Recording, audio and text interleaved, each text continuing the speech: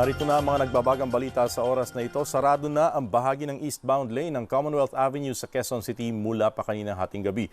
Ito'y dahil sa Evangelical Mission Event ng Iglesia ni Cristo. Kaugnay niyan, may live update ang kasama nating si Jack Batallones. Jack. Stanley, sa mga oras na ito ay wala pa namang gaanong maging problema ang mga motoristang dadaan dito sa Commonwealth Avenue.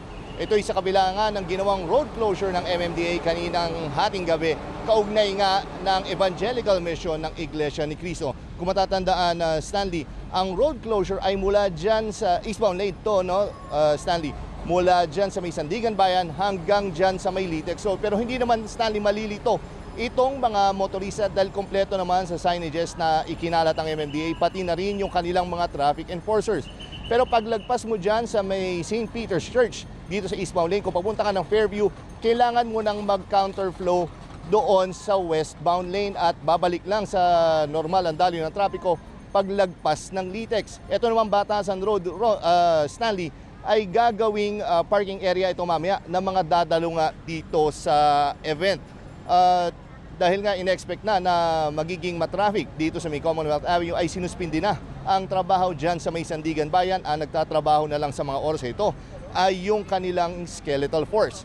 Ngayon, tinanong natin yung mga tiga-Iglesia ni Cristo kung ano oras talaga magsisimula yung programa. Yung programa ng pamamahayag ay magsisimula pa mamayang alas 4 ng hapon.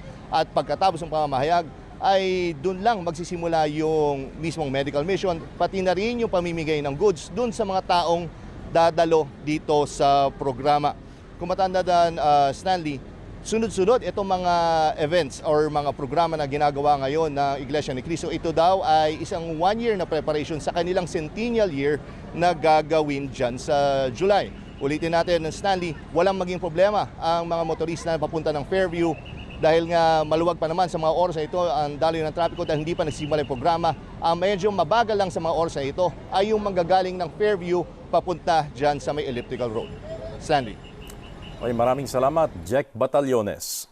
Samantala, para naman sa mga pasahero bumabiyahe mula Quezon City papuntang Ayala Avenue sa Makati, umarangkada na sa ikalawang araw ang libreng sakay ng lokal na pamahalaan ng Makati. 2 bus at 4 na coasters ang sumundo sa mga pasahero sa estasyon ng MRT sa North Avenue kaninang umaga.